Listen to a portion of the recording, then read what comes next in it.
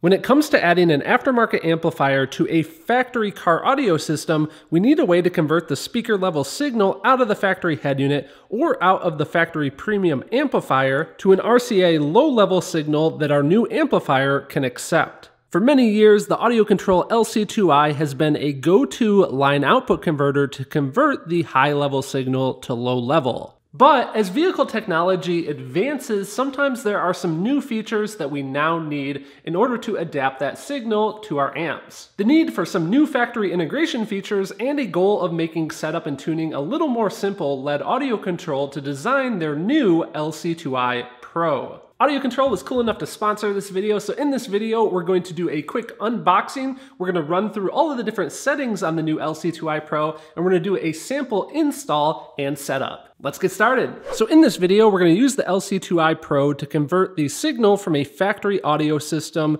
through the LC2i PRO to an aftermarket amplifier and to power this subwoofer. So we're doing a full installation and tune on this device. Before we can do that though, let's do a quick unboxing and look at the measurements and specs. First off, we have the instruction manual inside. If you open this up, I know a lot of times this will get discarded really quickly, but you want to definitely read this and take note of the advanced features of this device so we can install it and set it up properly. The first thing I noticed that's new about the Pro version is, of course, we have the LC2i PRO itself, but this also comes with the ACR1 remote dash control. Along with the dash control is, of course, the connection to connect the two devices. That way you can have the device in the trunk of your vehicle and the dash control up front. And it looks like they also give you the legendary AudioControl guitar pick. What's the guitar pick for? Well, it's perfect for adjusting the settings on this device and also on amplifiers. So that's everything that comes in the packaging. What about dimensions? It looks like we are about 7 inches wide, just a hair over 3 inches deep, and about 1 inch tall. In comparison to the normal LC2i, the LC2i PRO is a little bit longer. It's about the same depth, but the new Pro version is definitely not nearly as tall. Now spec-wise, you're going to be connecting this to the speaker level signal coming out of the factory system, and this can handle up to 400 watts of input into this device. Now that spec of 400 watts in has led to some confusion in the past. You're just converting the signal with this. You could have 1 billion watts of power downstream of this and be just fine. There's no limit on how many watts you can have your system be. That limit only applies to how many watts can be coming into the device to convert the signal. The advantage here is even if the stock radio does have a pretty powerful amplifier, the Pro can handle that power coming in. The Pro also can provide a very strong RCA signal coming out with up to 9.5 volts of output. So now that that's all out of the way, we can do a simulated install and adjust all the settings here on the test bench. I want to explain what we're working with here so you guys understand. This is a factory premium system pulled out of a car. So you can see we have the factory head unit, we have the factory amplifier. Everything will be powered here from a car battery. And I have all of my different connections down here. This allows me to connect to the speaker level signal that is coming out of the factory system. So basically, it's just like we're in the car with the factory system. We already have our aftermarket amplifier installed along with our subwoofer installed. The only thing we need to do is we need to adapt the signal coming out of this factory system through the LC2i PRO and then send it into the RCA inputs of our amp. So first step of installation, we want to mount this somewhere in the vehicle that it's not going to be exposed to any excessive heat, moisture, or dirt. And we want to make sure that we do have access to the top here so that we can adjust these settings. The Pro has these pretty standard mounting tabs on each side, so we would just mount using a couple of different screws, and usually the best spot for this is on our amplifier rack close to our amps. The LC2i PRO is an active line output converter, so we need a 12 volt constant lead and ground. For this, AudioControl recommends a 14 or 16 gauge wire and a 1 amp fuse. So that's our 12 volt constant and our ground. Now, if the factory system has a switched 12 volt source that turns on and off with the radio, we would then connect that into the remote in connection. We would also have the trigger mode switch in that top position there for remote in. But unfortunately, not every factory audio system has a switched 12-volt lead, so I want to show you guys some cool functionality that is built into this by using either the GTO setting or the audio setting. If we flip this to the GTO setting, GTO uses a DC offset signal from our speaker inputs to detect that the radio is on. So what that means is it can detect that there's power at the speakers, and then we don't need that remote in order for the device to turn on. It will automatically turn on knowing that. The original LC2i includes those two features for the remote in or the GTO setting, but on the original LC2i you have to change a jumper by pulling it out with some pliers and switching it to a different set of terminals. Something new on the Pro version is this third setting that is called audio. What is that for? Unfortunately, the electrical design of some factory systems doesn't allow the GTO feature to properly detect the DC offset. So with some systems, it doesn't work correctly. This is why the Pro version adds this new audio trigger. With the audio setting on, the LC2i Pro is actually monitoring the speaker level input to look for an actual musical signal coming in the device in order to know to turn on. So in that setting, this means that you could have the radio turned on, but the volume all the way down, and the system isn't going to actually turn on until you turn up the volume and introduce actual music signal coming into the speaker level inputs, then everything turns on. So that's the trigger mode explained. For our example here, I'm going to leave this set on the GTO setting. Next, we can connect to our speaker inputs in order to bring signal in.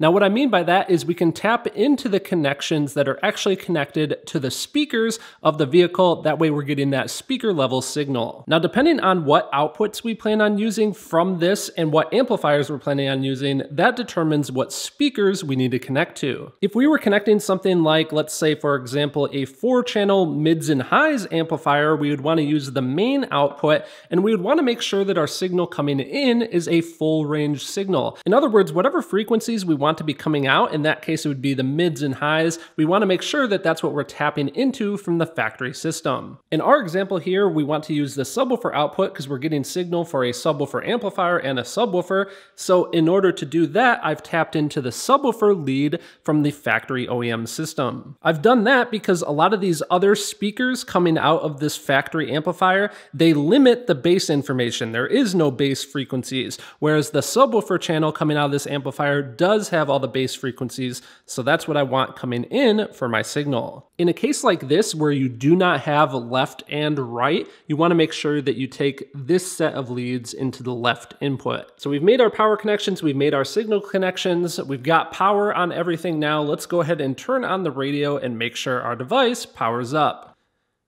There we go, so we are good to go. I want to point out that we do not have a remote in, but we do have the GTO setting turned on, so now the device knows that it can turn on since the radio is on. There is an issue though. This amplifier here, it has 12-volt constant connected and it has ground, but it is not turning on because we do need to give it a remote turn on lead. A quick side note here, this is an AudioControl amplifier, which means they also feature GTO on their amps, so that same setting is on their amps. But for the purposes of this video, let's just assume that this is a generic amplifier that does not have that feature, and let's assume we do need to give it that 12-volt remote in. What's cool about the LC2i Pro is it gives us a remote out, and this remote out only has 12 volts on it when the device is actually on.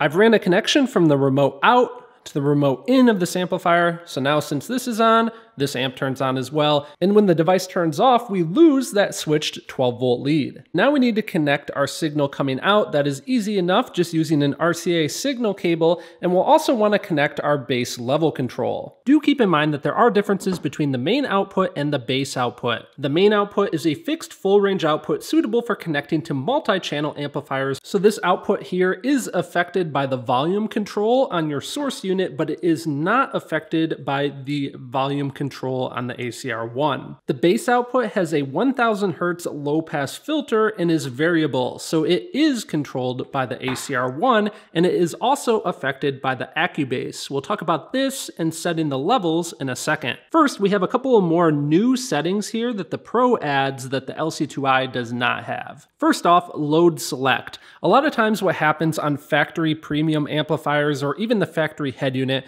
is if you're disconnecting speakers, what can happen happen is the factory system can recognize that there's no longer stock speakers attached, and this can lead to it intentionally shutting itself off, which means we're no longer going to have signal coming in. By changing the setting on the load select, we essentially make it seem like there are speakers still connected to the factory system, so the factory system will stay on and play like it should. In the manual here, you can see AudioControl's suggestions for whether or not you should use the 20 ohm setting or the 60 ohm setting, and if you have a vehicle that doesn't have any sort of issues like that, you can just use the normal 20 kilo ohm setting. The next upgrade feature of the Pro is the ground isolation setting. A lot of times when you're integrating with a factory system, bringing in the factory signal, it can unfortunately lead to some system noise. You might have alternator whine or some buzz coming through, and a lot of times it has to do with the ground. The Pro gives us the ability to change these settings, which allows us to remove the noise. By setting the ground, we get the power ground and audio ground tied together. ISO, which is the normal setting, this is the power ground, and audio ground are separated, but there's also the 200 ohm setting, which provides 200 ohms of resistance between the power ground and the audio ground. It's really nice that if you do have a buzz or whine coming through your system, you don't have to do all sorts of complex testing and moving your ground around. You can just flip the switch. I've got everything powered back up here. I've disconnected the RCA signal wires, and that's because we're about to do our level setting. And what's really nice about this is the LC2i Pro has this maximized light built in. In this case, we're setting up a subwoofer amplifier, so I like to use a -10 dB 40 Hz test tone. For a mids and highs amplifier, I like to use a -5 dB 1000 Hz test tone. With our RCAs disconnected and the test tone playing, I slowly turn up the level until that maximized light comes on, and then I'll just back it off a slight amount. So it's very easy to set the levels properly using that maximized light. Next, we want to talk about Accubase. So a lot of times with these factory systems, what happens is as you turn up the volume,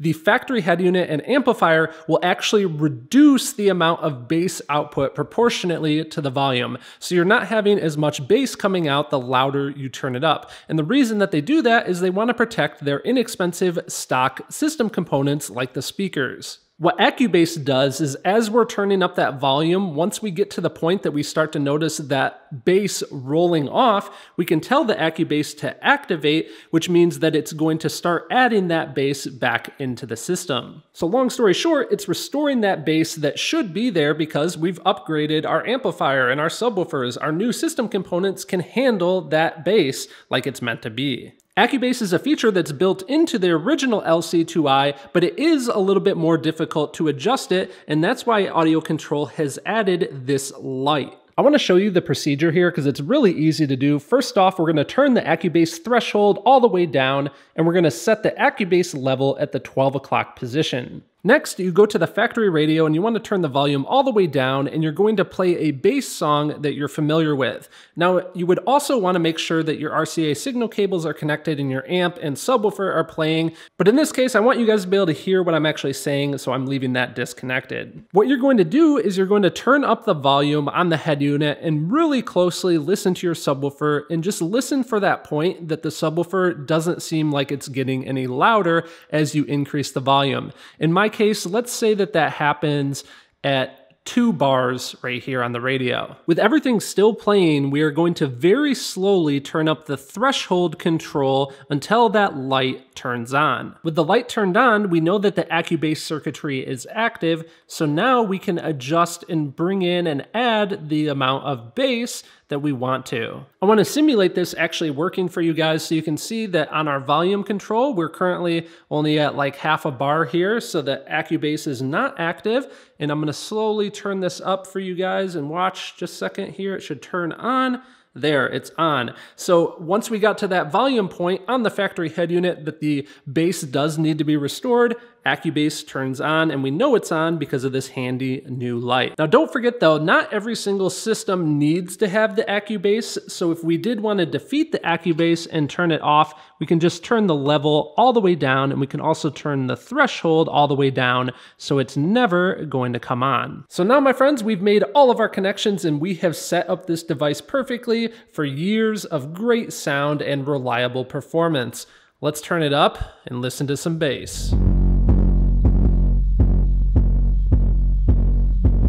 So next time you're installing a new aftermarket amplifier and you need a line output converter, definitely consider the AudioControl LC2i, and when you need those advanced integration and setting features, consider the LC2i PRO. To learn more, you guys can check out the links down in the video description. You can check out some of my other audio control gear reviews here on screen. As always, my friends, thank you guys for tuning in and watching.